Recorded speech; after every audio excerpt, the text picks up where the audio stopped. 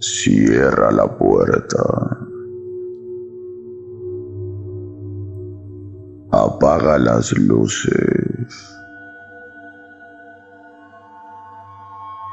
Conecta tus audífonos y prepárate para escuchar las historias más aterradoras transmitidas en un podcast.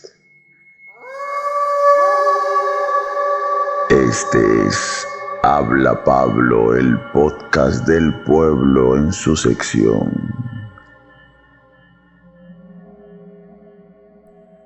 Historias para no dormir. Si esta noche no tienes ganas de dormir, este podcast es para ti.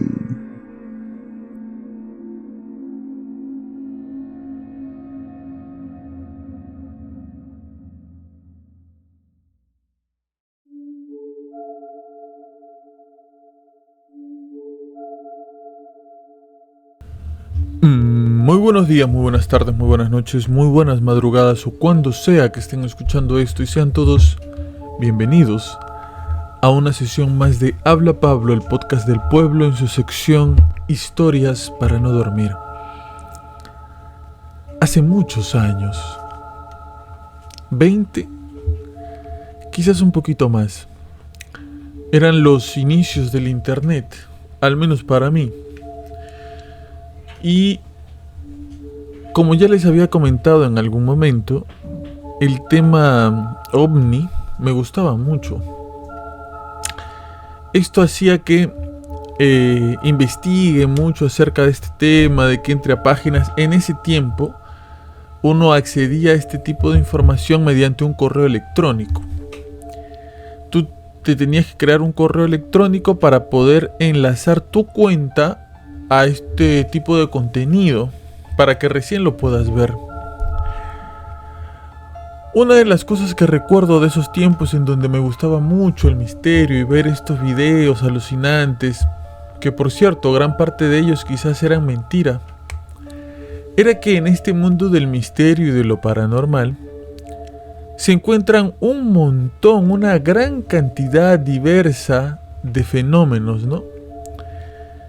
Quizás a mi joven edad adolescente, lo que más me asustó en esos tiempos no eran los extraterrestres, no eran los objetos voladores, no eran pues quizás duendes o el hombre del eslabón perdido, ¿no? El Bigfoot, el pie grande. No era eso. Fue más bien un video con el que me crucé en YouTube. Este video llevaba como título Con el diablo en la voz, que precisamente es el título del podcast del día de hoy en Historias para no dormir. ¿Por qué me llamó tanto la atención y por qué me dio tanto miedo este video? Porque en este video con este título tan extravagante, había un grupo de canciones a las que el autor de este video, no recuerdo obviamente quién era, decía que estas canciones llevaban un mensaje oculto, un mensaje subliminal, dicho al derecho o dicho al revés, y que estas personas, las que cantaban estas canciones, habían hecho pactos con el demonio para ser famosos y poderosos. Y a raíz de esto, ellos habían obtenido mucho dinero. A raíz de estos pactos que habían hecho, habían recibido mucho dinero, pero a cambio tenían que incluir en su música, en sus canciones, palabras con mensaje subliminal, que los jóvenes, que las personas que las escucharan tengan una influencia por estas palabras y terminen haciendo actos malévolos, actos malignos, ¿no? ¿Quién sabe? ¿Cómo han cambiado los tiempos y cómo han pasado los años? Ahora al parecer ya no hace tanta falta que estas cosas negativas y malas que en ese momento se decían pasen por algún mensaje subliminal. Por el contrario, sin ser subliminal y cantándolo literalmente, estos mensajes salen a la luz totalmente. O sea, ya no existe la necesidad de que estas cosas se oculten para decirlas. Simplemente se dicen sin ningún tipo de mensaje subliminal. Increíble, pero cierto. ¿Y por qué me asustó tanto esto? Porque yo decía, caramba, algo en lo que tanto uno puede confiar como es la música, es increíble que tenga este tipo de mensajes, no lo puedo creer. Y tal cantante hace esto, y fulano hace esto, y sultano. Me llenó de bastante miedo y me hizo pensar que los mensajes subliminales son cosas reales. Son cosas de las que había que tener cuidado y que había que cuidarse. En adelante, cuando escuchaba algo raro en una canción, decía, mire, este debe ser un mensaje subliminal, este desgraciado que está diciendo esto en esta canción. Con el pasar del tiempo, no es que no crea en los mensajes subliminales. Incluso hay estudios que se hacen actualmente en donde se les pone, por ejemplo, mensajes subliminales a vacas con el llamado de los terneros para incentivar que las vacas tengan bebés, tengan terneros, tengan vacas más chiquitas, ¿no? También se hace esto cuando están en gestación las vacas para que más rápido nazcan sus bebés. Entonces los mensajes subliminales son algo real. Sino que pienso que ahora el mensaje se vuelve un poco más atrevido quizás. Atrevido porque ya no sienten la intención de ocultar nada. Por ejemplo, uno de estos cantantes muy extravagantes y que lanzan un mensaje extravagante también es, por ejemplo, Marilyn Manson. El nombre de Marilyn Manson proviene de, según él, que él admiraba mucho a Marilyn Monroe, pero también a Charles Manson, aquel asesino en esta masacre que hubo hace un tiempo, ¿no? La combinación de estos dos nombres era el nombre que él había escogido para él mismo. Marilyn Manson es un abierto, por lo que creíamos, satanista o algo así, ¿no? Canta música con letras que van en contra de Dios, en contra de la religión. Muy valiente él en contra de la fe de los demás, ¿no? Yendo bajo cualquier método en sus letras en contra de la Virgen, de Jesús. Muchas personas podrían decir que su música es buena, ¿no? Yo recuerdo que me parece que la música que se usa para las películas de John Wick es de Marilyn Manson, ¿no? Bueno, no es mala música. O sea, nosotros que quizás no entendemos de qué cosa está hablando, si escuchamos el ritmo de la música, podamos creer que es chévere, ¿no? Es agradable, es llamativa. Quizás si supiéramos lo que dice no nos gustaría tanto. Pero podríamos juzgar una música que consideramos buena y llevar nuestro juicio de una forma diferente si entendemos lo que dice la letra. No lo sé. Algo que sí sé es que a partir de, no Marilyn Manson, sino a partir de una época en el mundo comenzaron a haber estas corrientes de personas que se decían a sí mismas satánicas, que compartían diferentes tipos de músicas con este mensaje continuo en contra de la iglesia, en contra de Jesús, en contra de Dios, en contra de las creencias de los demás.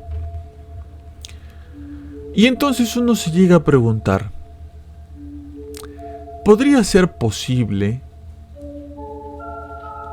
que este tipo de música hecha por estos cantantes con este tipo de mensaje afecte conscientemente a las personas, y si las afecta, que las guíe, que las conduzca a cometer crímenes, a cometer actos malos, negativos en contra de otras personas.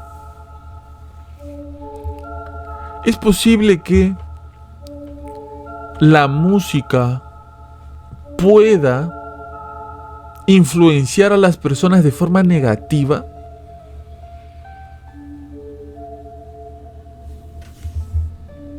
Yo les pregunto algo y me gustaría que me contesten en los comentarios al final de escuchar todo lo que vamos a hablar el día de hoy.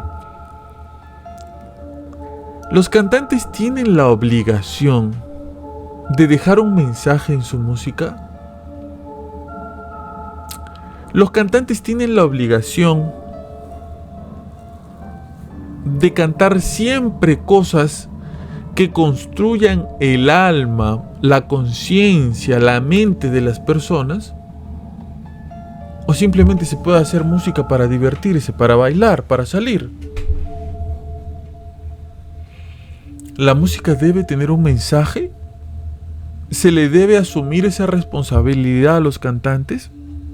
Bueno, a partir de todo lo que vamos a hablar el día de hoy, creo que podrías tú darme una respuesta válida, porque si la música influye o no influye de forma positiva o negativa en las personas, es algo que siento que se va a contestar en este podcast, porque me lo dijeron alguna vez en un en vivo mientras conversábamos sobre estos temas. Hay demasiado satanismo en cierto tipo de música. ¿Por qué? Vamos a averiguarlo. ¿Sí? Acompáñame. El Historias para no dormir de hoy va a comenzar con un grupo de rock llamado Slayer. La traducción de la palabra Slayer, del inglés obviamente, significa asesino. El grupo Slayer empezó en el año 1984. Cabe resaltar que Slayer fue uno de los grupos más importantes de lo que en ese momento se llamó thrash metal. El thrash metal es un género que se caracteriza mucho porque es muy fuerte, porque es muy agresivo, porque es muy violento, tanto en su sonido como en su música. El sonido es bastante pesado. ¿Y qué decir de las letras? Las letras son durísimas. Gran parte de estas letras con contenido satánico. Ahora, los espectáculos, los conciertos de este tipo de grupos no es que tampoco se queden atrás. Las puestas en escena de estos conciertos, de estos grupos, eran impactantes, por decirlo de alguna forma. Se podría decir que este grupo Slayer rompió con bastantes paradigmas de la época, y eso se puede notar rápidamente en lo que serían los nombres de sus discos. Por ejemplo, uno de los nombres de uno de sus discos sería Reino de Sangre. Otro nombre del grupo Slayer, de uno de los discos del grupo Slayer, sería El Infierno Espera.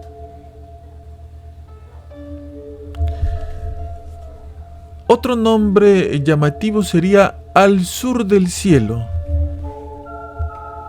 Y obviamente están las canciones y sus letras. Porque, por ejemplo, una de sus canciones se llamaría Temporada en el Abismo,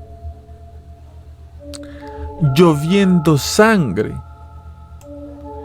Mascarilla de Piel Muerta, Ángel de la Muerte, espíritu negro. Y todo esto acompañado obviamente de letras igual o más duras que los propios títulos.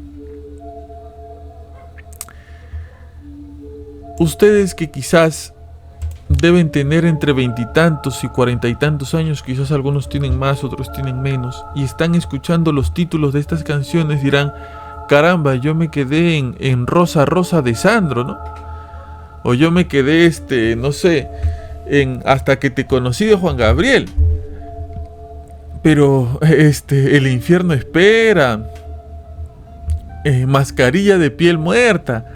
Ya a partir de cuáles son los nombres de estas canciones, uno podría comenzar a interpretar de qué trata la canción en sí, ¿no es cierto? Obviamente, música como esta, con estos títulos y con las letras que tenían, debía ser acompañada, por supuesto, de una voz igual de violenta y igual de potente. Entonces, mucho del contenido de estos grupos, las portadas, los títulos de los discos, las letras de las canciones, sus propios nombres, son materiales que cualquier persona que por supuesto no está acostumbrada a consumir este tipo de música llamaría satánico, diabólico, demoníaco, incluso quizás hasta blasfemo y hereje por las cosas que decían. Nos guste o no, este grupo y estos grupos en general influyeron en el rock. Este tipo de música, este estilo de música de Slayer, junto con otros grupos de ese momento, fue el inicio de otros varios movimientos dentro del rock, como por ejemplo el black metal, como por ejemplo el speed metal, como por ejemplo el bike metal. Todo esto con el tiempo se fue cambiando y se abriría paso a algo que le llaman grunge. Esto es un poco más o menos, no es que sea experto en rock y en todo lo que tiene que ver con eso, únicamente te estoy tratando de hacer una pequeña introducción para que entiendas más o menos la importancia de este tipo de música para algunas personas. En el año de 1996, este grupo Slayer se vio involucrado en una denuncia bastante fuerte. Una pareja de esposos, David y Lisanne Pegler, demandarían al grupo Slayer.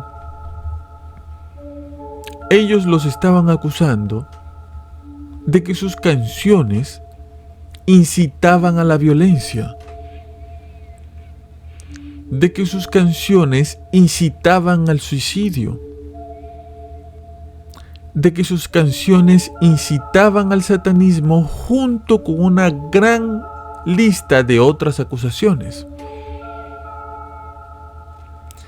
La demanda tuvo muchos problemas para proceder.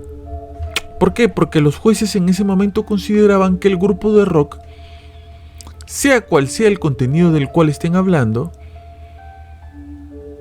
sus ideas, su forma de pensar, su punto de vista, simplemente hacía que ellos expresen sus opiniones. Al estar expresando ellos sus opiniones en un juicio, ellos podrían acceder a acogerse a la primera enmienda en Estados Unidos.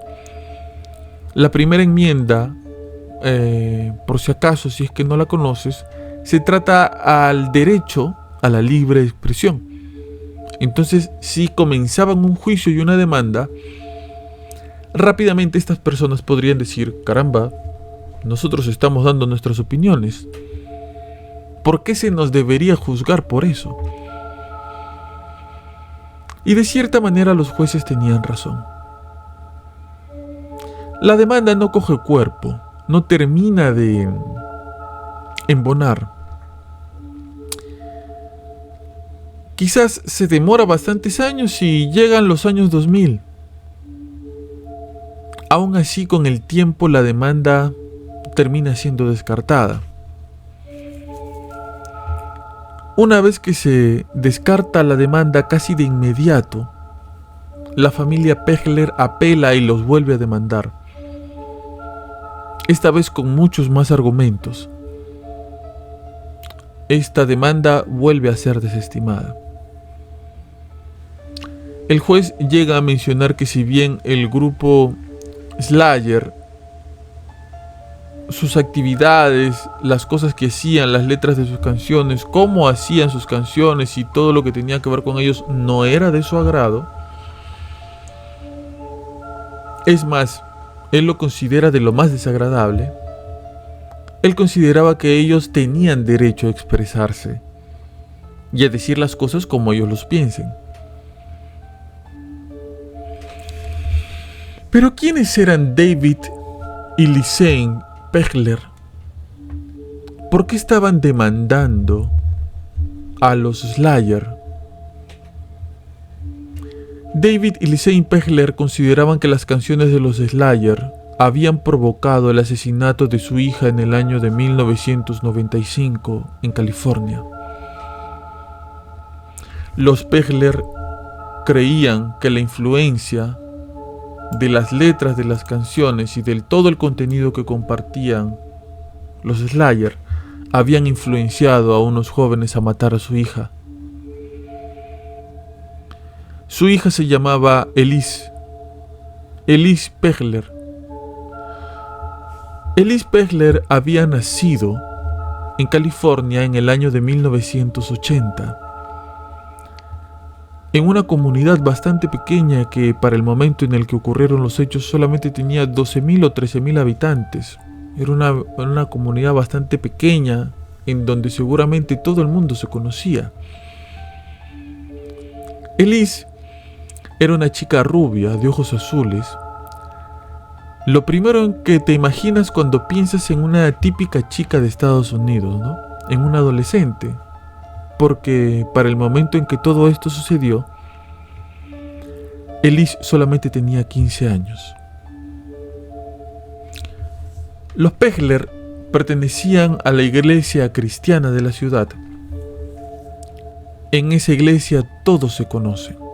Si bien todos se conocían por el barrio y porque vivían cerca, en la iglesia se conocen más porque comparten más cosas juntos. Todos les pasan la voz por la calle, todos en las tiendas los reconocen, ellos reconocen a otras personas. Elise estaba yendo al colegio llamado Arroyo Grande High School y obviamente todos sabían quién era Elise. Cuando había comentado hace un momento que ellos eran una familia cristiana, cabe resaltar que ellos acudían con bastante frecuencia a su iglesia, y no solamente a la iglesia los domingos, sino a las diferentes actividades que se hacían dentro de la iglesia cristiana, dentro de su comunidad. Quizás esta presencia de forma tan continua va creando en el corazón de Elise unas ganas, un ímpetu por buscar otro tipo de aventuras, por conocer otro tipo de gente, por conocer qué cosa hay mucho más allá, que es algo válido y típico de la edad que tenía, ¿no? En esta misma comunidad hay 3 personas. Si bien estos chicos se conocen, no es que sean amigos entrañables de toda la vida, simplemente se conocen. Estas personas eran Royce Casey, Jacob Delashmuth y Joseph Fiorella. Ellos forman parte de un grupo de rock llamado Hatred, que traducido quiere decir odio. Por supuesto, Royce, Jacob y Joseph son fanáticos del grupo Slayer. Les encanta toda la música de Slayer y todo lo que hacen. Admiran al grupo al borde del fanatismo completo. Y déjenme decirles que ellos creen con mucha seguridad que todo lo que los Slayer dicen en sus canciones es completamente real. Acordémonos que este tipo de grupos hablan en sus canciones, para no citarlos literalmente, de herejías, de cosas en contra de Jesús, en contra de María, en contra de la religión, de las cosas malas que harían por seguir a su líder o a su Dios, que vendría siendo el demonio, el diablo. En consecuencia, estos tres chicos se consideran también a ellos mismos satanistas, quizás, no lo sé, sin imaginar lo que esto conllevaría para ellos mismos, sin quizás imaginar lo que esta palabra significa en todo sentido. Estos chicos llevan el cabello largo y van a reuniones medio raras, por supuesto donde hay bastante consumo de drogas. Se visten con camisetas con mensajes demoníacos, se ponen accesorios, diferentes tipos de accesorios que sobrellaman la atención, porque todo es parte de un tipo de vestimenta, ¿no? Un estilo propio. El 22 de julio de 1995, Ellis sale de su casa y lamentablemente desaparece. Absolutamente nadie sabe sobre el paradero de Ellis. Recordemos que estamos hablando de una comunidad pequeña. Estas cosas no ocurren aquí. ¿Cómo será de llamativo lo que está pasando con la pequeña Ellis, la hija del matrimonio Page, que inmediatamente todos los vecinos comienzan a ayudar en la búsqueda? Van a la casa del matrimonio, comienzan a hacer oraciones, comienzan a hacer vigilias. Les tratan de dar en todo momento su apoyo de diferentes formas. La policía llega rápidamente a hacer las investigaciones. Diferentes miembros de la comunidad ayudan a la policía a hacer caminatas, a hacer algún tipo de rastreo, a hacer investigaciones. Se comienzan a agrupar para salir a recorrer los alrededores para ver si por ahí llegan a encontrar algo. Se pegan volantes por toda la ciudad.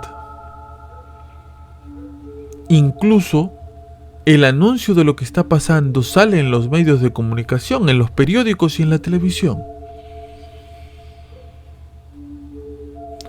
Mucha gente se ofrece a buscar a Ellis.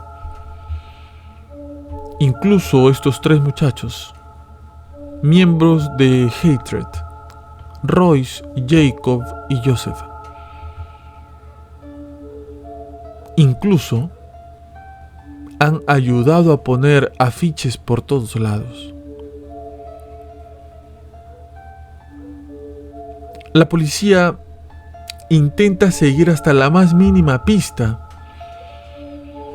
pero tienen un problema importante porque absolutamente toda la gente en la ciudad ha visto adolescentes de 15 años rubias paseando por la calle. De tal forma de que cuando van a preguntar a los testigos que dicen que han visto una niña rubia, se dan cuenta de que no es Ellis. La policía continúa buscándola y agotan todos los recursos posibles para tratar de encontrarla. Traen diferente tipo de ayuda para que la investigación pueda dar frutos. No logran encontrarla.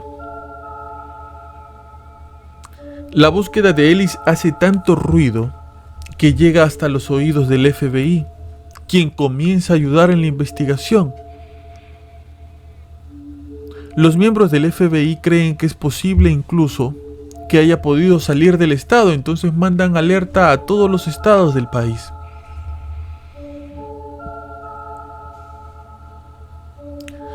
Aún así no aparece.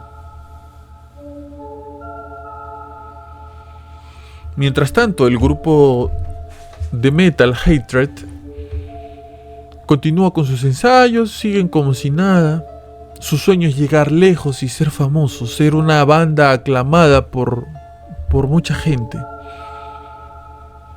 Quieren ser igual a los Slayer.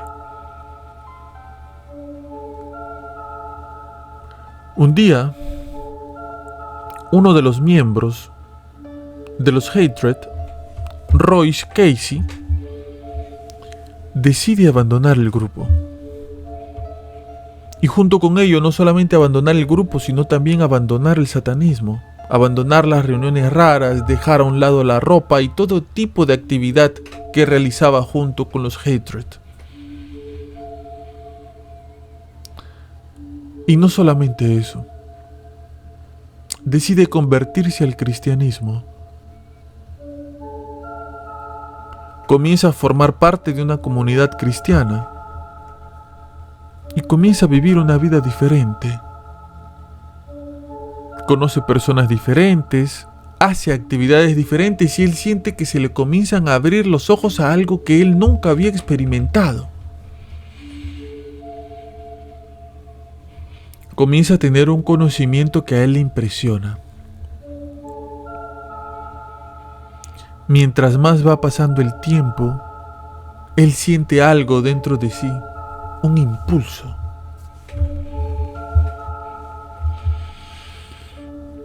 Royce Casey tiene confianza con una persona. Esta persona es un consejero espiritual. Royce Casey decide hablar con este consejero espiritual porque le quiere hablar de algo muy importante. Es un hombre que se había ganado su confianza. Un hombre que lo había ayudado en este proceso. Es en ese momento que Royce Casey le confiesa a esta persona que él, Royce Casey, Jacob Delashmuth y Joseph Fiorella, miembros de Hatred, habían matado a Ellis en un ritual satánico.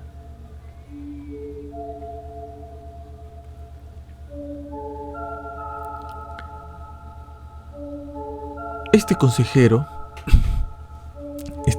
espiritual escucha asombrado lo que le acaba de contar Royce. Él había sido parte también de la búsqueda de Ellis. Guarda silencio por un momento, piensa qué es lo que debe hacer y en ese momento llama a la policía. Para los que en este punto se deben estar preguntando por el secreto de confesión, recordemos que en este caso eso no aplica, porque estamos hablando de personas que son cristianas. La confesión y el secreto de confesión únicamente aplica para la Iglesia Católica. Y además,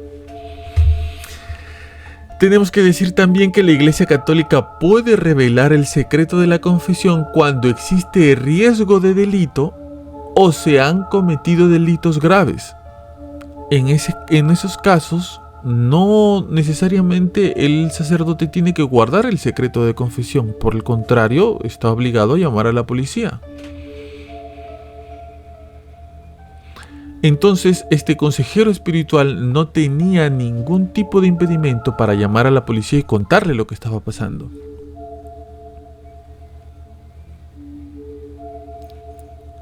Cuando llega la policía, Royce confiesa todo lo que pasó e incluso los lleva al lugar en donde la han enterrado.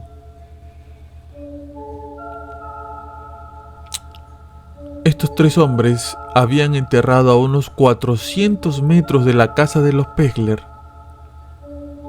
a Ellis, cerquísima, muy cerca de su casa. Royce los lleva al lugar, llegan los peritos para comenzar la exhumación, empiezan las excavaciones y sí, ahí está el cuerpo de Ellis Pagler. Los peritos comentarían después que el cuerpo de la pequeña joven de 15 años aún se encontraba conservado, a pesar de que, para este punto en el que Royce Casey confiesa el asesinato de Ellis, habían pasado ya 8 meses. Royce tardó 8 meses en sentir un pequeño remordimiento en su interior para confesar lo que le había hecho a Ellis.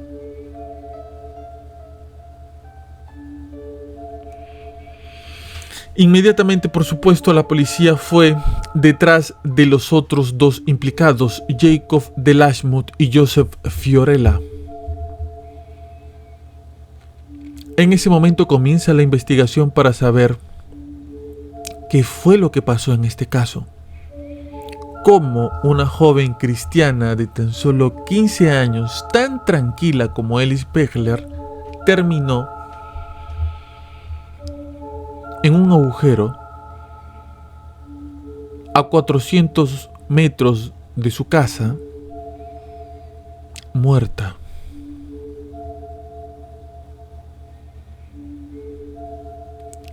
La policía decide interrogarlos por separado y al verse los 3 acorralados, uno comienza a echarle la culpa al otro. Gracias a eso, la policía pudo sacar información y detalles de lo que le había pasado a Ellis. Al haber exhumado el cuerpo, los peritos también sumaron sus evidencias para darle más contexto e información al caso. Lo que había pasado era que estos 3 tipos habían imaginado que las letras del grupo Slayer tenían mensajes para ellos. Al parecer, el que había empezado con esta idea horrible había sido Jacob de Lashmut. Según él, estos mensajes le decían que ellos debían realizar un sacrificio humano para que la banda llegue al éxito.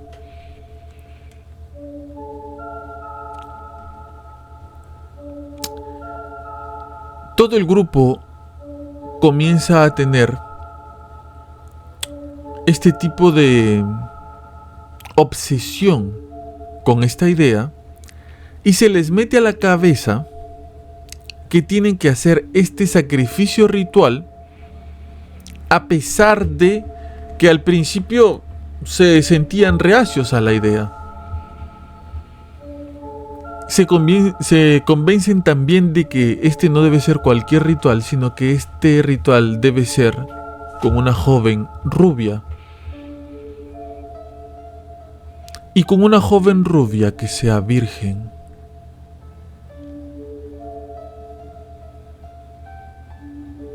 Y es en este enfermo análisis que deciden que Ellis es la indicada. Estos 3 sujetos conocen a Ellis, saben que es una chica tranquila, es una chica cristiana, es una chica de su casa con muchos proyectos a futuro, religiosa, rubia. Ellos sentían que esta era la perfecta ofensa a Dios que los llevaría a ser acogidos por el propio demonio, que al agradarle este sacrificio tan espantoso, los llevaría al éxito para que compartan por todo el mundo el mensaje.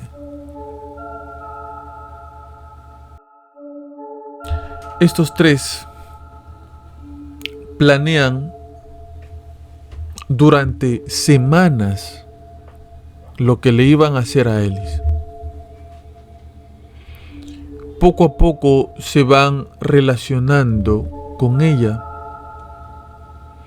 Una chica como Ellis jamás se juntaría con sujetos como estos. Pero poco a poco comenzaron a engañarla, a acercarse a ella, a tratar de tener algún tipo de interacción. En este punto, debemos analizar que quizás Ellis, al tener la edad que tenía y al vivir esta constante experiencia de acudir a su iglesia cristiana, quizás quería conocer otras cosas, ¿no? Quería experimentar otras cosas, quería conocer otro tipo de gente, y todo esto muy propio de su edad, vuelvo y repito. ¿Quién de nosotros cuando fue adolescente no tuvo esa curiosidad por conocer otras cosas? ¿A cuántos de nosotros papá o mamá nos decían: no hagas eso, que te va a ir mal, que está mal, no te juntes con ese amigo que no te conviene, ese grupo, esas personas no te van a llevar a nada bueno? Y nosotros, a pesar de eso, tercos, seguimos. Quizás, lamentablemente, la pequeña Ellis a sus 15 años quería conocer, no sé, otro tipo de vida, otro tipo de personas.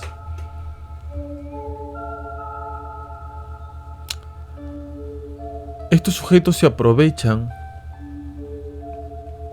de esta curiosidad e ingenuidad de Ellis, se ganan su confianza, y es así que el 22 de julio de 1995 le dijeron que estarían en el bosque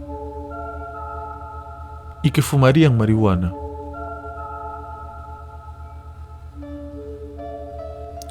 Ellis nunca había tenido ni el más mínimo contacto con algo así. Y cuando le dijeron esto, al parecer, Ellis sintió curiosidad. No sé, quiso romper por un momento las reglas, hacer cosas nuevas. Total, al domingo o al día siguiente iría a la iglesia, pediría perdón y estaría bien, pero ya había vivido la experiencia.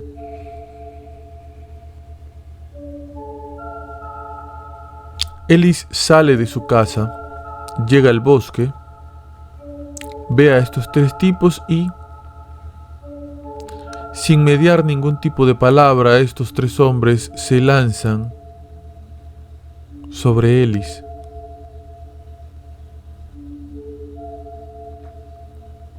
La matan.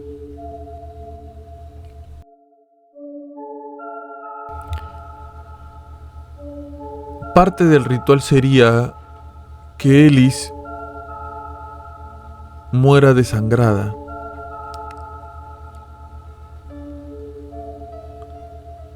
Así que le hacen un corte profundo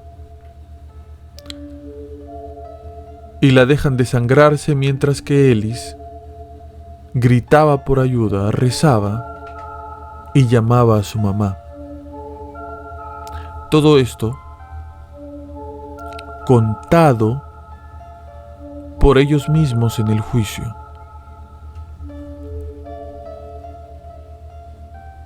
Luego de eso, en una tumba de poca profundidad,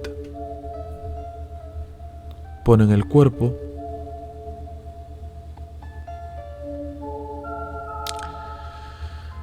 y dentro de las acusaciones que le hacen a estos sujetos, los peritos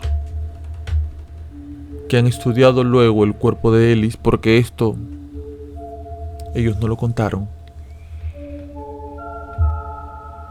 se les acusa también de necrofilia. No voy a entrar a detalles de lo que es la necrofilia, pero espero que entiendas de qué se trata. Lo que le hicieron a Ellis fue realmente horrible. ¿Y todo esto para qué? Para que su grupo obtenga fama y fortuna. Luego de esto ellos siguieron con su día a día, normal, esperando que el Señor de las Tinieblas los recompense con éxito.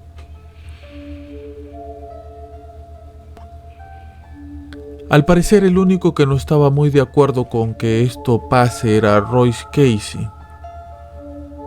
Se cree que él se habría opuesto de hacer esto de alguna forma, pero a las finales también participó.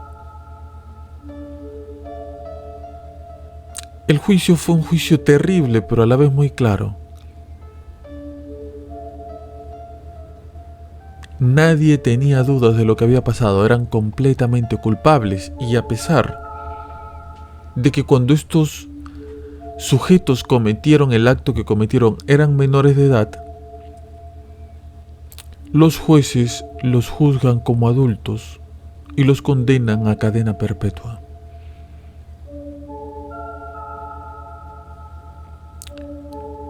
Como bien ustedes saben, cuando a una persona se le condena a cadena perpetua, a los 26 años después de haber cumplido su condena,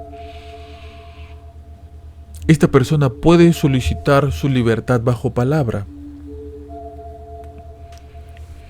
Aún así, ellos hasta estos días continúan en la cárcel. En el año 2019, tuvieron la posibilidad de solicitar su libertad bajo fianza. El que más lo intentó fue Royce Casey en 3 ocasiones y en las 3 ocasiones se la denegaron. El gobernador del distrito consideró que no es apropiado dejar libre a una persona como Casey, aduciendo que todo lo que movió a Casey a cometer este horrendo crimen continúa en su mente. La última vez que Royce Casey solicitó su libertad condicional fue en marzo de este año 2024. Las demandas que los esposos Pegler hicieron en el año de 1996 en contra del grupo Slayer terminaron desestimadas. No se encontraron pruebas de que las canciones tuvieran algo que ver o el mensaje de las canciones tuviera algo que ver o influyera en los jóvenes para cometer estos crímenes.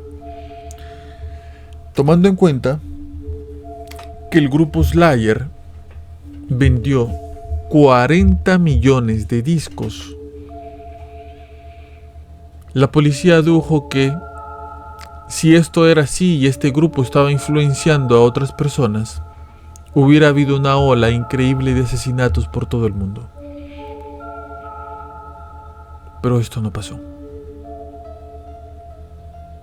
Así que la demanda quedó ahí. ¿Influyó acaso la música del grupo Slayer en estos 3 tipos? ¿Son responsables los del grupo Slayer y sus letras y su forma de cantar y las portadas de sus discos y los títulos de sus canciones y sus letras? ¿Son responsables del asesinato de Ellis Pegler? Bueno, esto no solamente pasa aquí. En el año 2001, en Noruega, para ser más precisos, en Oslo, para el año de 1984 se había formado una banda de thrash metal llamada Mayhem. Este grupo como el anterior que acabamos de citar, tenía inclinaciones satánicas. Como ya lo hemos mencionado, canciones, discos, letras, vestimenta, nombre artístico.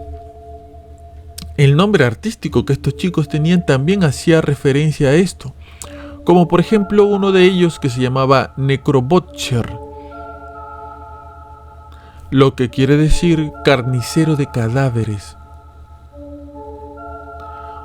Otro se hacía llamar a él mismo Euronymous, en alusión a un nombre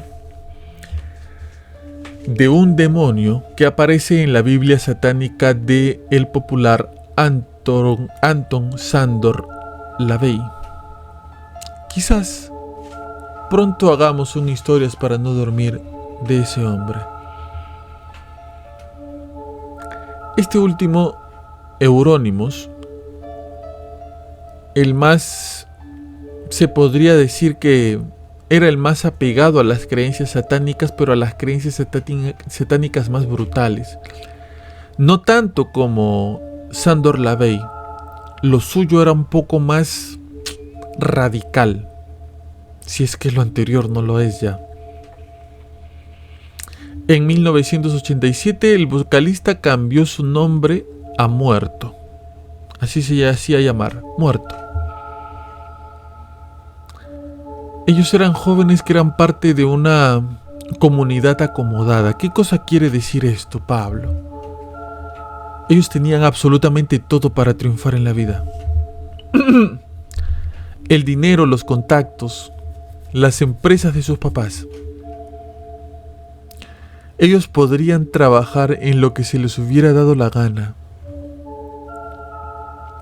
Pero ellos querían ser transgresores. Querían llegar lejos. Tanto fue así que en su localidad y alrededor también se podría decir que ellos se hicieron bastante conocidos. A pesar de que mientras pasó el tiempo cambiaron de integrantes, el grupo en sí se hizo bastante conocido.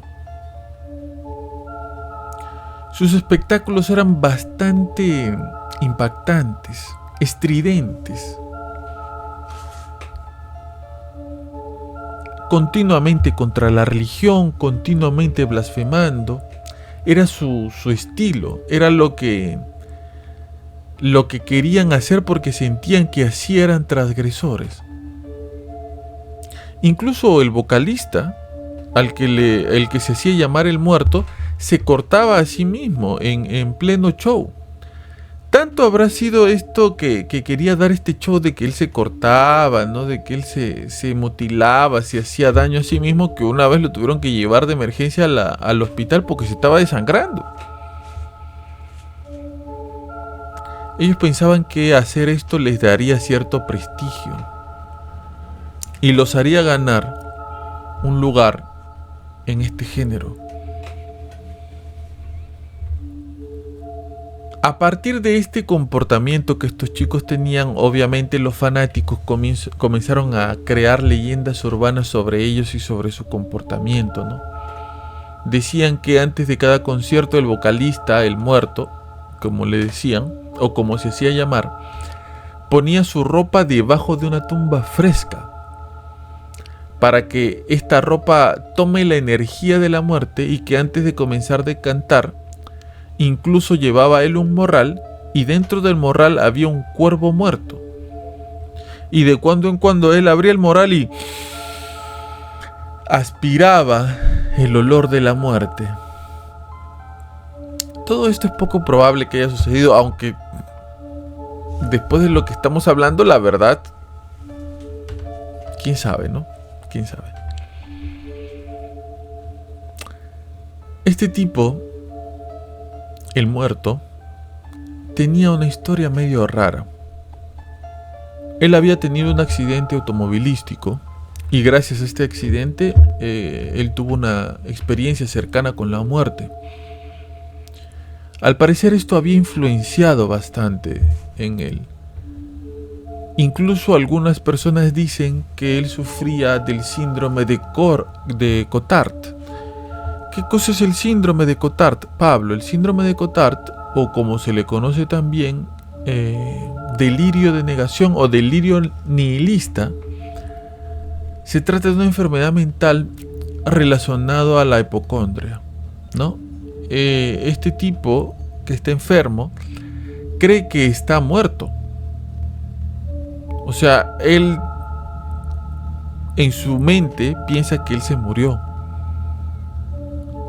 Incluso en algunos casos, ellos piensan y sienten que están sufriendo putrefacción de sus órganos.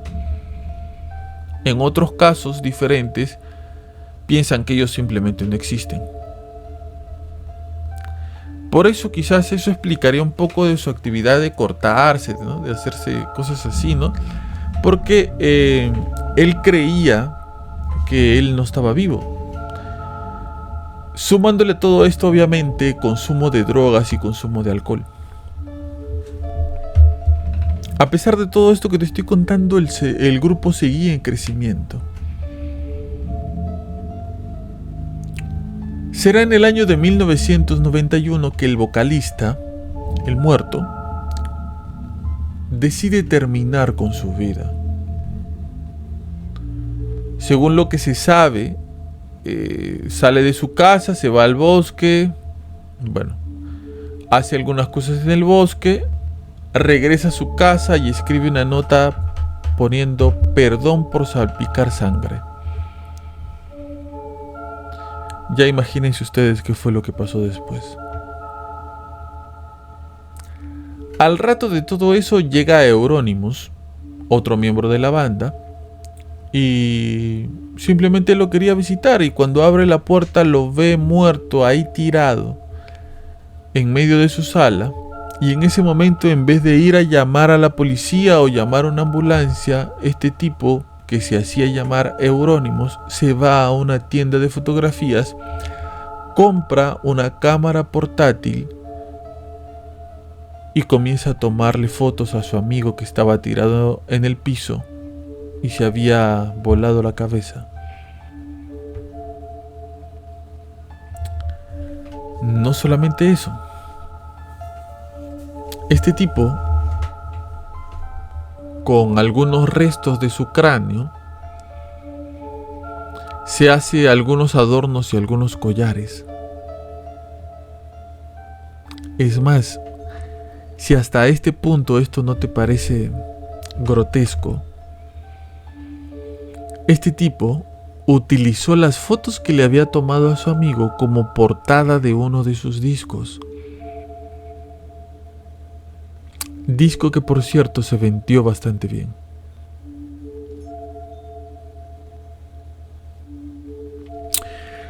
El resto del grupo toma esta actitud de Euronymous como algo demasiado radical.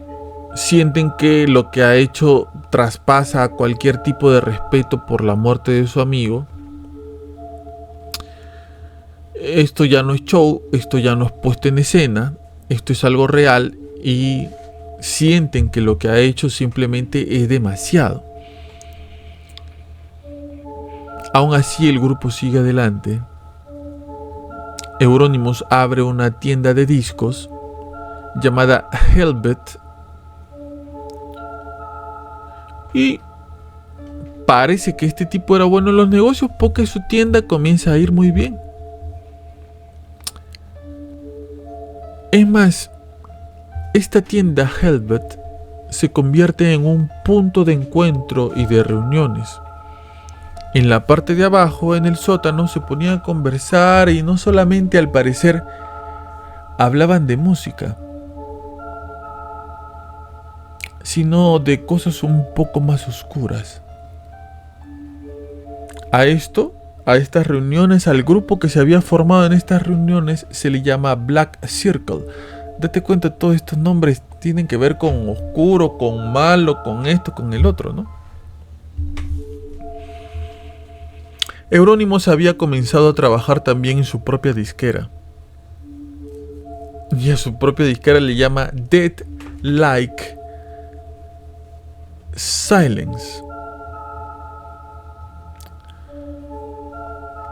Esto, el abrir su propia disquera, hizo que jóvenes que estaban recién incursionando en la música, en ese género y en ese estilo de música, vayan a la tienda de Euronymous, vayan a donde él tenía su disquera para grabar sus primeros discos y para conocer a otras personas igual que ellos que ya tenían mucho más experiencia en estos temas.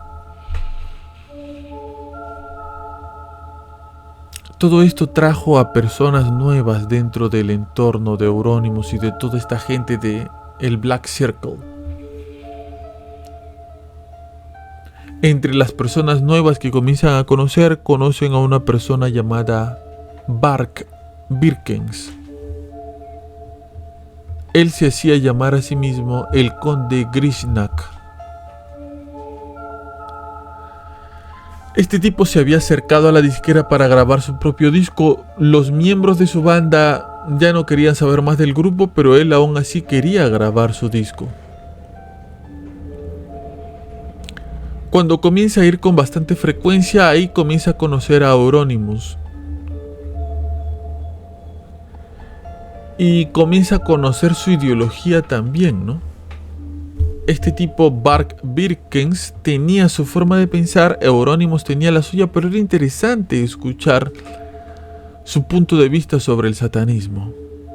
Euronymous tenía una ideología comunista y satánica.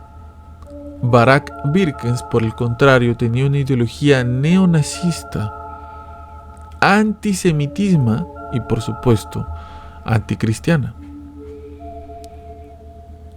La relación creció, la amistad creció y por consiguiente también comenzaron a crecer los negocios.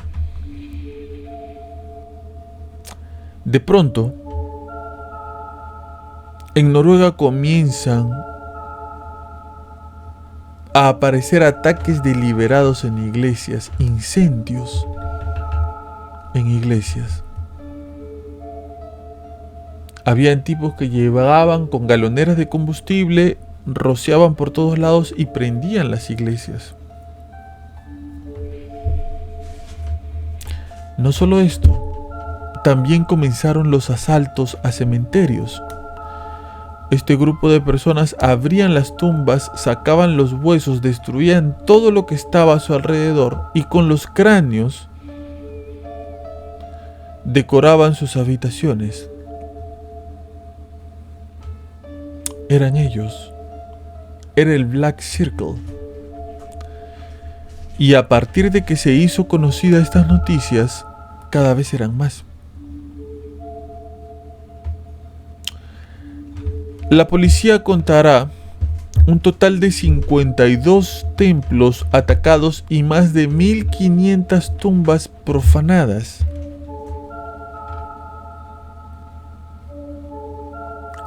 La policía tenía sus formas de pensar, su forma de ver las cosas, pero se estaba tomando esto mucho más en serio porque un bombero había muerto en uno de los incendios.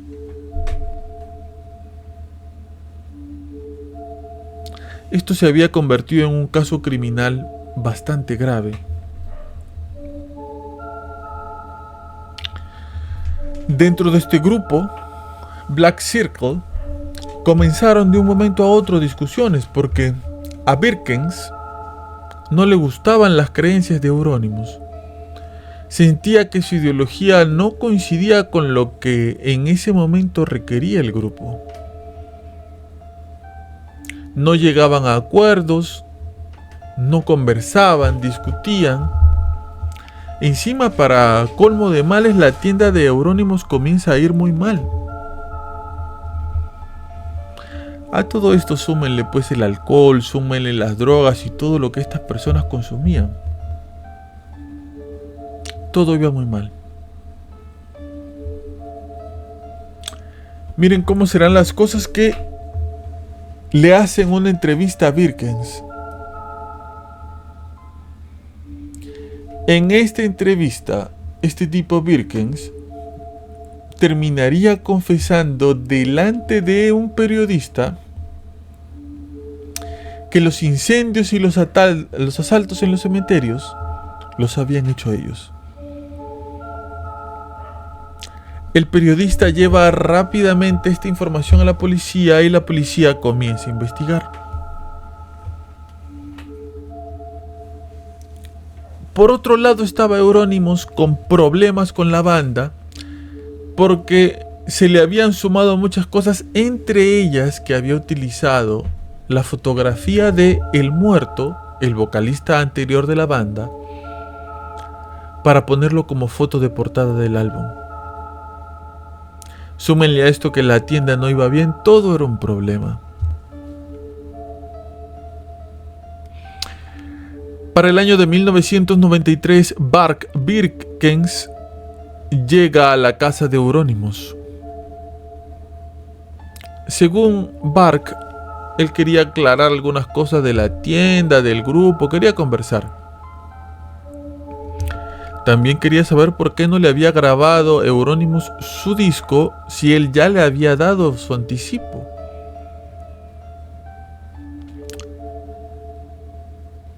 Euronymous había dicho que quería matarlo, o bueno, al menos ese era el chisme que le habían dicho a Bark. Entonces él también va con esa intención de querer preguntarle, oye, ¿qué estás hablando, no? ¿Tú me quieres matar? Bark, según su propia versión, quería saber la verdad sobre esto, ¿no? La discusión entre ellos se incrementa. Y mientras se hace cada vez más eufórica, Bark Birkens agarra un cuchillo y apuñala a Euronymous. Obviamente en su manifestación Bark diría que todo esto fue en defensa propia. Pero incluso Bark Birkens crea una especie de excusa. Crea una especie de coartada para no ser atrapado. Bark Birkens alquila una película. Acuérdese que en ese tiempo a uno le alquilaban una película con su nombre y su apellido, ¿no? Estaba registrado ahí. Y él quiere decir que en el momento en que esto pasó con Euronymous, él estaba con unos amigos viendo una película. La policía comienza los interrogatorios, obviamente todos por separado. Y se dan cuenta de que esto es mentira.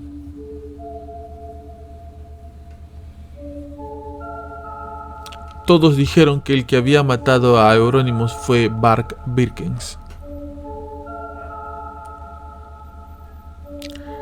La policía detiene a Bark. Comienzan las investigaciones, comienza el juicio. Y en ese momento la policía se da cuenta qué es lo que realmente tiene entre manos. Esto no es un caso más de asesinato. Tomando en cuenta que Noruega era un país bastante tranquilo, casi no había delincuencia, tú no podías escuchar todos los días en el noticiero que un sicario había matado a una persona que vende verduras en el mercado, eso solamente lo escuchas acá, o que estaban asesinando a transportistas, eso solamente lo escuchas acá, o que qué sé yo, ¿no? Eran crímenes menores, no estaban acostumbrados a crímenes tan grandes. La policía se da cuenta lo grande que es esto.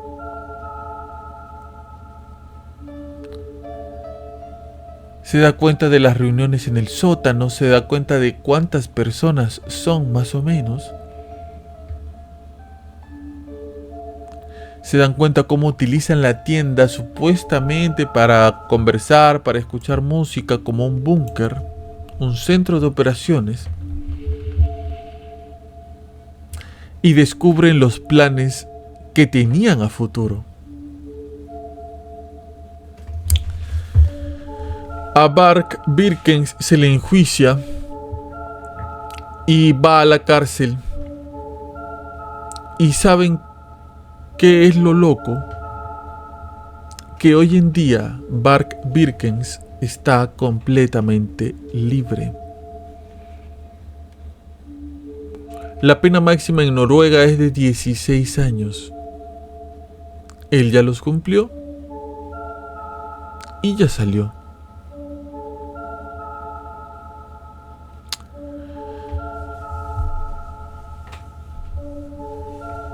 Podrán decir, bueno, ¿y qué hizo después que salió? Después que salió no estuvo inmiscuido en menos problemas, déjenme decirles. Porque una vez que salió lo detuvieron cuando estuvo también en París. En el mismo Noruega también tuvo problemas y en el año 2011 se le relacionó con una persona que apoyaba la masacre del 2011. ¿Qué había pasado el 2011 en Noruega? Un hombre en Oslo había asesinado a 77 personas.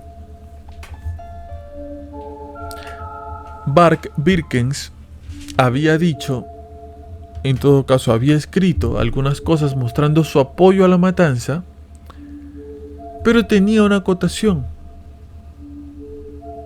Él decía que el asesino no lo había hecho perfecto,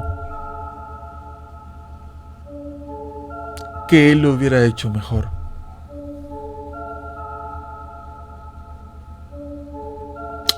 Él en este momento sigue libre. Algunos miembros del Black Circle fueron enjuiciados y algunos están libres, pero solamente se les juzgó por poco tiempo, nada de gravedad. Todo esto, según dicen algunas personas, solamente fue la cama, el preludio, el preámbulo de las matanzas que vendrían después en el año 2011.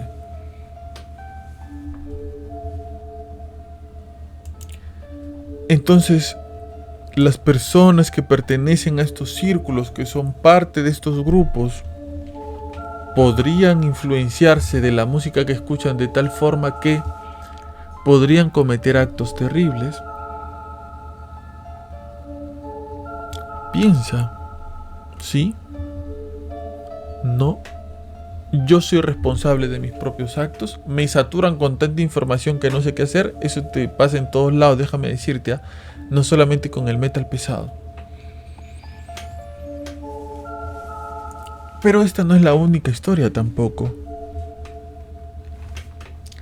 Las cosas no terminan ahí. A mediados de los años 90, en Italia, para ser más precisos, en una región llamada Varese, hay un grupo de personas de diferentes edades, algunos eran niños, eran bastante chicos, que forman parte de algo parecido a un grupo musical. Muchos llamarían a esto una secta. Estas personas se hacían llamar a ellas mismas bestias de Satanás.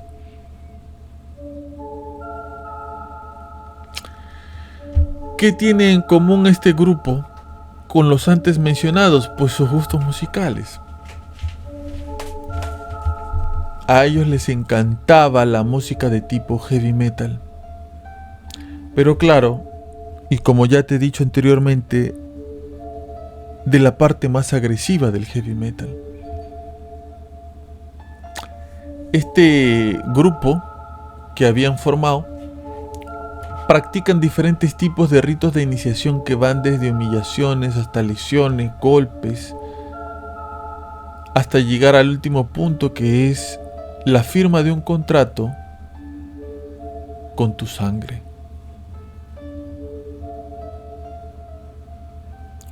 Esto por supuesto que es un pacto satánico, ¿no? Dentro del lugar en donde tienen todo esto, incluso ellos tienen un sinfín de simbología satánica. Y tienen como premisa de este grupo que únicamente sale de aquí, de este grupo, de este movimiento, solamente vas a poder salir si sales muerto.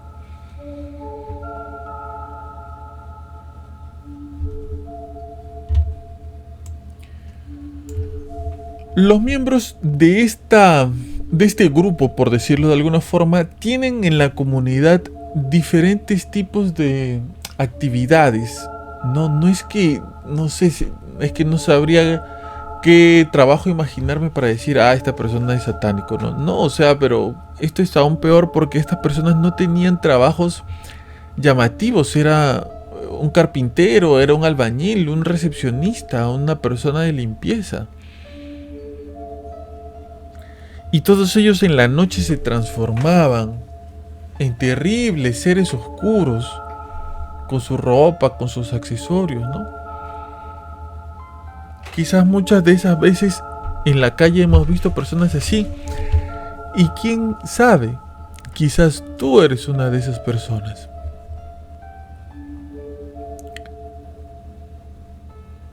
Uno de estos miembros de este grupo se llamaba Andrea Volpe.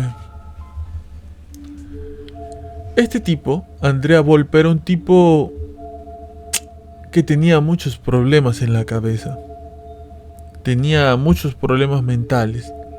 Pero a pesar de eso, este hombre era obviamente un adicto y bebía mucho alcohol. Como se deben dar cuenta, es el común denominador de todos los casos, ¿no? Pero sobre todo, lo que todos ellos tienen en común es que todos eran satanistas y todos escuchaban la misma música.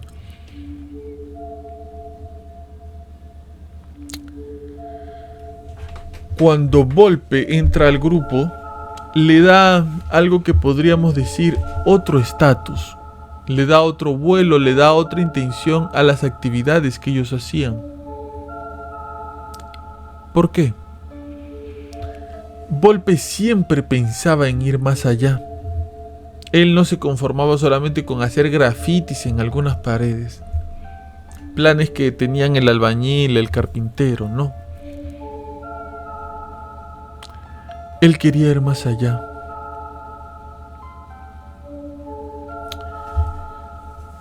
Dentro de este grupo hay una mujer llamada Chiara Marino.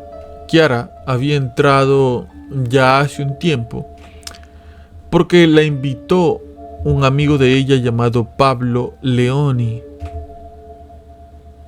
Pablo Leoni era fundador de esta iglesia, de este grupo. Yo le digo iglesia como si fuera iglesia, de este grupo. Chiara tenía aproximadamente 19 años para cuando pasa todo esto, y era una mujer bastante atractiva.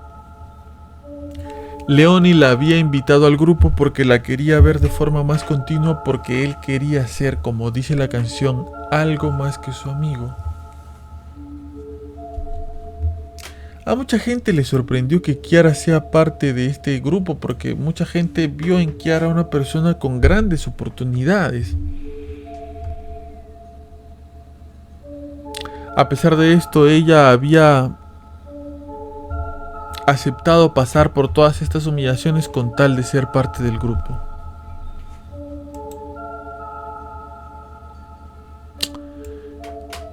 Es en un momento de drogas, de alcohol, de alucinación o de problemas mentales como tenía varios de estos chicos, que a uno de ellos se le ocurre decir que Chiara es la Virgen María.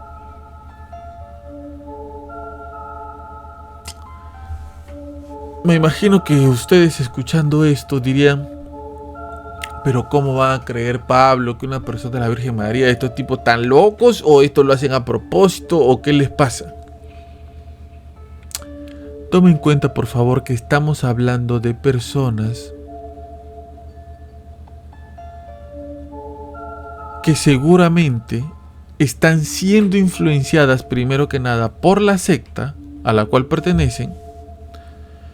Están consumiendo alcohol y drogas a todas horas. Y quién sabe más que se estuvieran metiendo. Pero son personas condicionadas a esta idea. Quizás tú puedas decir, no, yo que voy a hacer algo así, yo nunca haría algo así, ¿no? Pero quizás en el contexto en el que vives, tú has terminado haciendo algo que tú dijiste, yo nunca haría esto, pero lo terminas haciendo. Como siempre les digo, ¿no? Es mucho más fácil engañar a una persona que convencerla de que ha sido engañada. Entonces, que estas personas hayan tenido este tipo de pensamientos extremos, este tipo de pensamientos realmente enfermos, solamente responde al momento por el cual ellos estaban pasando. La cosa es que comienzan a asediar a Kiara. La acosan, la fastidian. La comienzan a humillar.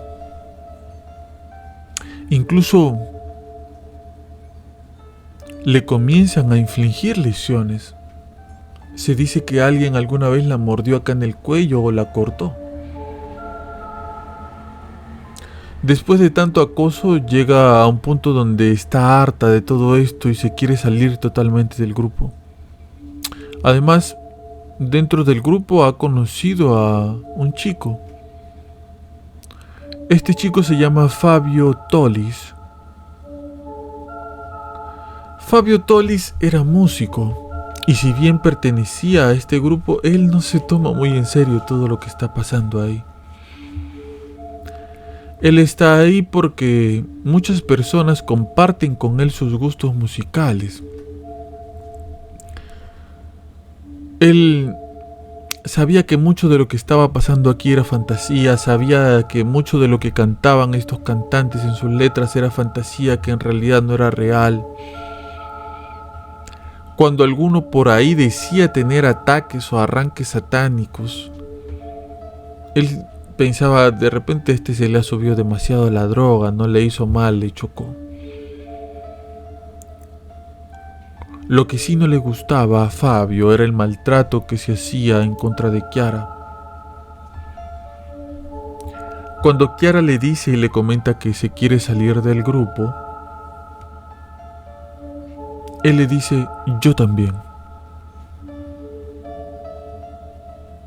Todo esto lo único que provoca es que esta gente empiece a actuar de forma mucho más violenta todavía y deciden hacer un sacrificio al demonio. La sacrificada, Kiara. El primer intento de asesinato en contra de Kiara no se pudo concretar y fue en el año de 1997, en una fiesta. A Kiara le comienzan a invitar diferentes tipos de bebidas para tratar de dormirla y después de dormirla planea inyectarla algún tipo de droga para que parezca una muerte accidental por abuso de drogas. Mientras están tratando de hacerla dormir de tanto trago, pasa por ahí un auto de la policía, ve algo sospechoso y tienen que dejar el plan por completo.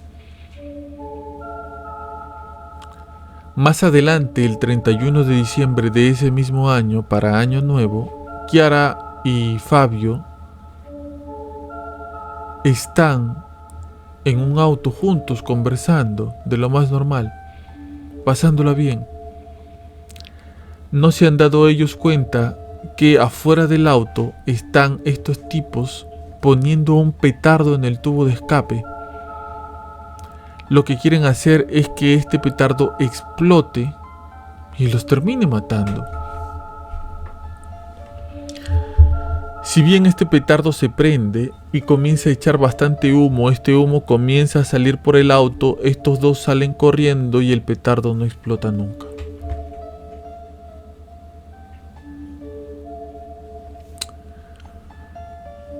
Kiara y Fabio no sospechan del grupo. No creen que ellos puedan ser capaces de hacer algo así. Por otro lado, la gente del grupo está decidida a matar a Kiara. Quizás dejarían vivo a Fabio. Lo que querían era matar a Kiara. Para enero del año de 1998 los llaman para una reunión. Los llevan a un lugar llamado Mesana Superior. Es un bosque. Lo que Kiara desconoce es que desde el día anterior este grupo se ha reunido para excavar una tumba, como declararían ellos mismos después de los interrogatorios. Los únicos, dicho por ellos, que no sabían que iban a ser asesinados eran ellos mismos. Los engañan diciéndoles que es un ritual muy importante al cual deben acudir, y cuando llegan, estas personas empiezan con el ritual medio raro e inmediatamente se lanzan sobre Kiara. Fabio tiene solamente 16 años, pero es un tipo alto y un tipo fuerte, y trata de ayudar a Kiara como puede, trata de defenderla, pero ellos son muchos. Los terminan sometiendo y matándolos a los dos. Luego de eso, tiran los cuerpos a la tumba, les echan tierra y al día siguiente, muy temprano, regresan al bosque ya con luz, limpian toda la zona y rocían amoníaco por todos lados para que no haya mucho olor de putrefacción de los cuerpos. Sin el más mínimo remordimiento, vuelven a sus casas y cada uno con su vida.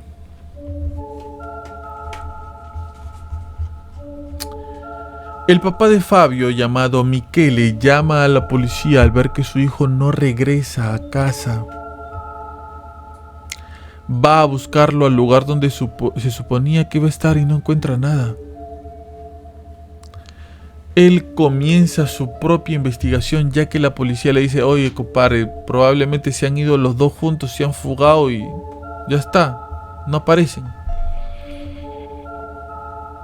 Michele, que conoce a su hijo, sabe que Fabio no haría algo así. Además, Michele reportaría después que él recibió, más o menos en esos momentos, una llamada medio extraña de Fabio diciéndole que se iba a quedar con su novio en una casa. Al parecer no fue Fabio.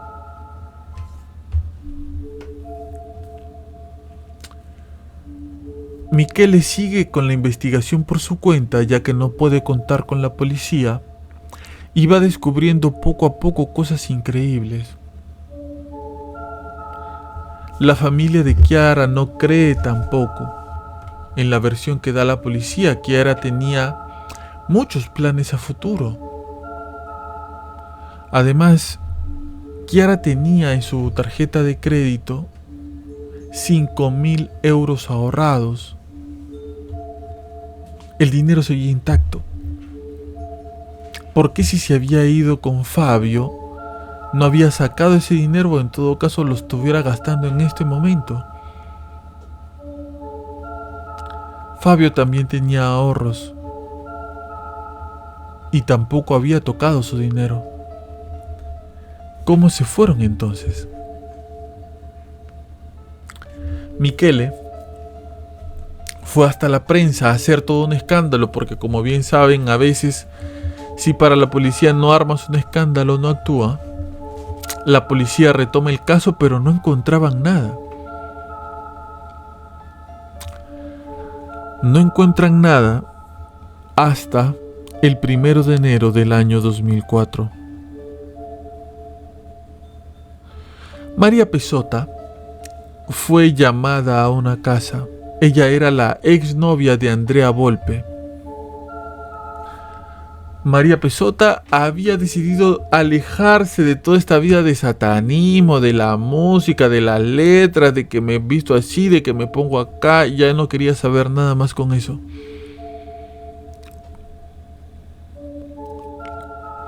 Ella es invitada a la casa de la actual novia de Andrea Volpe. Obviamente no sabía que era la casa de su novia. Utilizan cualquier pretexto, la llaman y ella accede y va. Si bien Andrea Volpe es uno de los miembros más fuertes de la comunidad Las Bestias de Satanás, él tenía mucha gente por encima de él. Y una de las personas que tenía por encima de él le había dicho que tenía que matar sí o sí a María, ya que ella sabía demasiado. Al saber ella demasiado sobre todas las cosas que habían hecho, los podría denunciar y se podrían dar cuenta del asesinato de Fabio y de Chiara. Citan a María con cualquier pretexto X y le dicen a Andrea Volpe que la tiene que matar. Pero no solo eso, le dicen también que si no la mata en el transcurso de un mes, el que se iba a morir iba a ser él.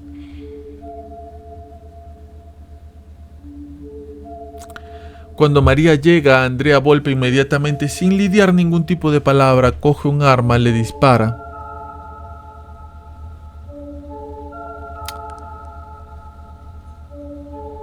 No muere. Lamentablemente llega otro compañero de esta misma comunidad y la terminan de matar.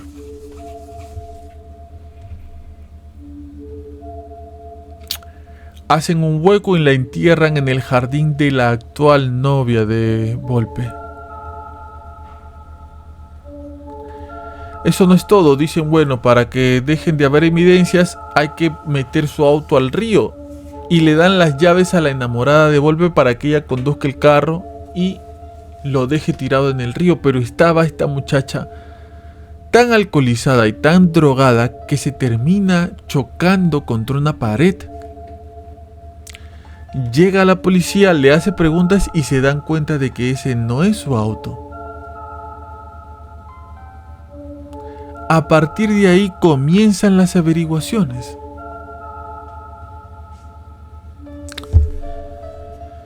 La policía comienza a sospechar y comienza a atar cabos. Llega hasta esta comunidad, los entrevista uno por uno, hasta que uno de ellos suelta absolutamente todo. Llegan hasta el jardín, excavan sin mucha profundidad y encuentran ahí los dos cadáveres. El de Fabio y el de Chiara.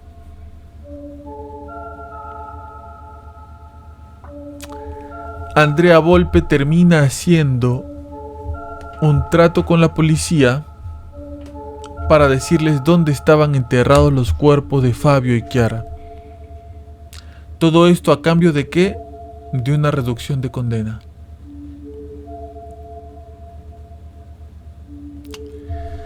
Si bien la policía llegó a hacer una investigación, encontraron algunas cosas que para variar no podían probarse, pero las encontraron.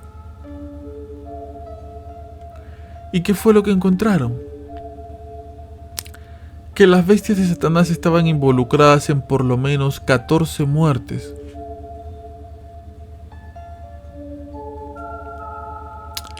Por más increíble que esto parezca,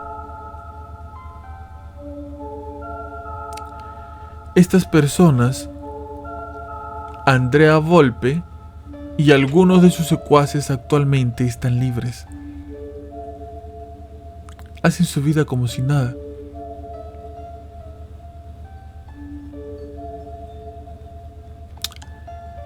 A la novia que tenía Volpe y que había intentado hundir el auto de María para que no se den cuenta de lo que había pasado, dicen, esta chica es una cómplice más, nomás hay que darle 6 años y después que salga. Salió y cambió su identidad, nadie sabe cómo se llama ahora. Los únicos que se comieron su condena fueron aquellos que no colaboraron con la fiscalía. Todos los demás salieron.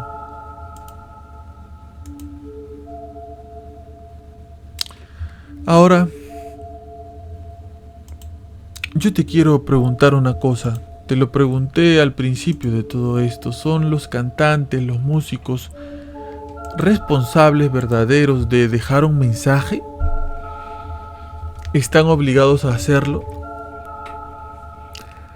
La música, sea black metal, o sea reggaetón, o sea trap, o sea chicha, o sea cumbia, o sea salsa, porque no estigmaticemos un estilo de música diciendo que solamente el rock o el metal pesado puede hacer que las personas sientan algún tipo de influencia satánica en ellos. Yo creo que no. Pero es posible. Es posible que en un género con tantas blasfemias, con tantas formas de denigrar a Dios, estas personas se terminen influyendo del satanismo. ¿Por qué? ¿Y por qué creo que no necesariamente son personas satánicas? Porque esto es un show. Algunas personas lo creen, sí, pero esto en la mayoría de personas es un show. Es una puesta en escena para llamar la atención. Es marketing. Ay, yo soy satánico, no creo en Dios. Y mira, agarro una cruz y la invierto. Mira, para llamar la atención. Pero ¿ustedes creen de verdad que estas personas van a misas negras? ¿A rituales satánicos? En su mayoría no. Alguno irá, sí. Pero en su mayoría no. Esto es show. Ellos hacen esto por show. Es un espectáculo para ellos. Claro, es posible de que no crean, ¿no? Es posible de que no sean personas creyentes y en consiguiente hablar mal o bien de algo en lo que otras personas creen, sienten que es algo transgresor y no sienten ningún tipo de culpa. Mira nada más estos cantantes de trap. ¿Qué cosa dicen? Me persigue la policía. ¿Qué te va a perseguir a ti la policía, loco? Me persigue el FBI. ¿A qué le vas a importar al FBI, hermano lindo, tú? Soy no sé qué y vivo de tal. Viven constantemente peleándose con enemigos imaginarios. ¿Esto está mal? No, es parte del show. ¿Cuántos creen que no sé, a Maluma lo persigue la policía? ¿Cuántos creen que J Balvin lo persigue el FBI? ¿Cuántos creen que, no sé, que Karol G ha matado gente? Es show, es espectáculo, es parte de una letra que las otras personas quieren escuchar. ¿Quién cree en este mundo que Anuel es sicario o pertenece a un barrio y él es no sé, el más bravo de su barrio? Es show. Y en estos casos, en su mayoría también lo es. Pablo, ¿un músico debe dejar obligatoriamente un mensaje en una canción? No, yo creo que no. La gente puede hacer la música que le dé la gana. ¿Por qué es responsable de dejarte un bonito mensaje para tu corazón? Para tu conciencia. No. El que debe alimentar y cultivar eso eres tú. Si tú quieres escuchar música que tú sabes que habla de algo malo, eres tú el que decide escucharla. Como cuando prendemos la televisión y están dando tantas cosas malas, eres tú el que decide ver esas cosas malas para contaminar tu corazón. La música también puede ser divertida, también puede ser un show, también puede ser una puesta en escena, no necesariamente literal. Entonces los músicos, yo siento que no tienen ningún tipo de responsabilidad de criar a tus hijos. Y no creo, por más que nos duela aceptarlo, que tengan la obligación de dejar un buen mensaje. Yo siento que pueden hablar de lo que quieran. Lo que importa en realidad es quién consume lo que ellos ofrecen. Y si tú eres uno de esos consumidores, bueno, preocúpate un poco, ¿no? ¿Qué le estás echando a tu organismo, a tu cuerpo, a tu corazón?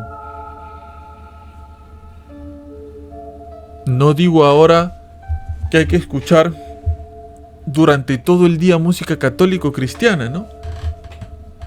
Y hacer de nuestra casa como si estuviéramos en una constante misa. Tampoco va por ahí. Pero lo que sí creo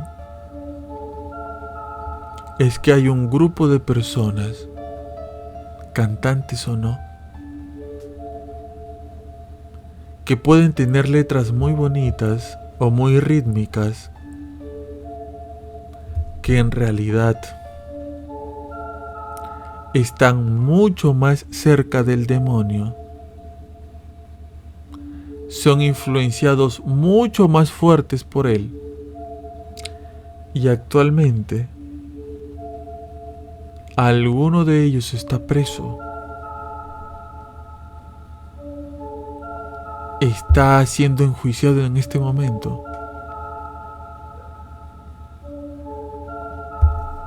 Y posiblemente le pase lo mismo que le ha pasado a Jeffrey Epstein, que por una razón muy extraña, en una celda antisuicidios, se terminó ahorcando mientras el guardia de seguridad se quedaba dormido y las cámaras se apagaban.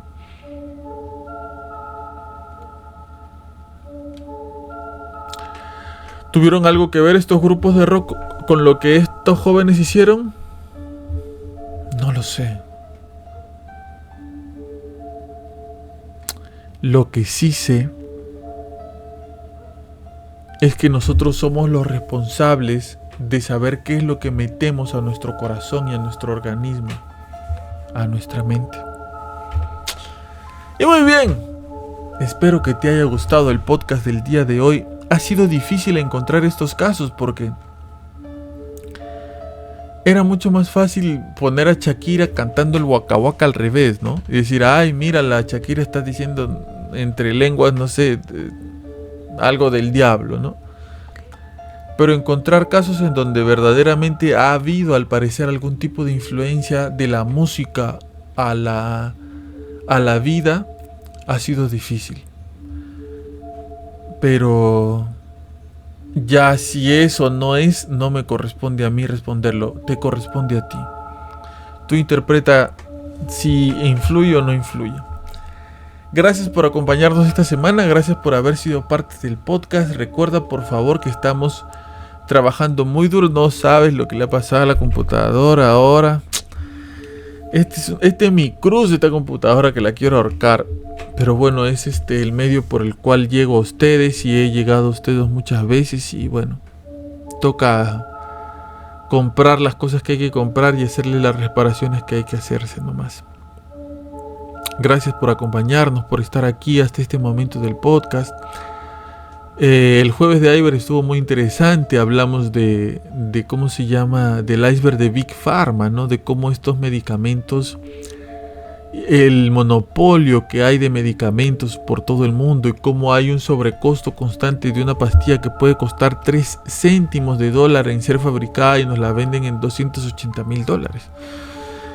Es sinceramente algo muy feo, ¿no? Muy feo lo que pasa con eso también. Te invito a que vayas a ver el iceberg de Big Pharma también y los otros episodios que tenemos, porque recuerda por favor que si tú estás pasando por un mal momento, tú estás pasando por una situación mala, triste, delicada, fuerte y quieres distraerte un rato, quieres distraerte un poco, quieres estar tranquilo, estar tranquila y olvidarte por un momento de lo que está pasando, darle un break a tu vida, pausarla un momento, calmarte, respirar, escuchar un poco lo que hacemos y después ya más tranquilo, distraído, volver a hacer lo que estabas haciendo, a veces sirve. A veces sirve uno tiene a veces mucho insomnio y no sabe qué hacer, poner el podcast de fondo mientras estamos hablando, total. Nada de lo que vamos a decir lo hacemos para hacerte daño, ¿no? Entonces, si tú estás pasando por diferentes tipos de situaciones negativas y necesitas compañía, por favor, confía en nosotros y acompáñate de nosotros. Tenemos toda la más bonita intención de siempre acompañarte. De eso se trata el podcast. De acompañar a las personas. Acompáñate de nosotros, que nosotros nos acompañamos de ti. Esto fue Habla Pablo, el podcast del pueblo en su sección Historias para no dormir. Ya tengo la nueva radionovela para el canal. Comienzo a producirla ya y viene pronto. Hasta luego.